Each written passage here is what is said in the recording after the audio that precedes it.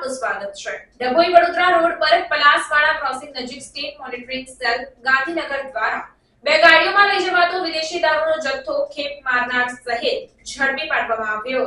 પ્રાપ્ત માહિતી મુજબ સ્ટેટ મોનિટરિંગ સેલની ટીમે ગાડી, મોબાઈલ, રોકડ અને દારૂ સહિત કુલ ₹24,52,800નો મુદ્દામાલ કબજે કરી 6 ઇસમો સામે ગુનો દાખલ કરી કાયદેસરની કાર્યવાહી હાથ ધરી છે। ડભોઈ વડોદરા રોડ પર પલાસવાડા ક્રોસિંગ નજીક સ્ટેટ મોનિટરિંગ સેલના જવાનો વાહન ચેકિંગ કરી રહ્યા હતા। તે અરસામાં છોટાઉદેપુર તરફથી બે કાર આવતા ચેકિંગ કરતા બંને કારમાં વિદેશી દારૂનો જથ્થો, જેમાં કુલ બોટલ 4,108, જેની કિંમત ₹4,10,800 મળી આવેલ।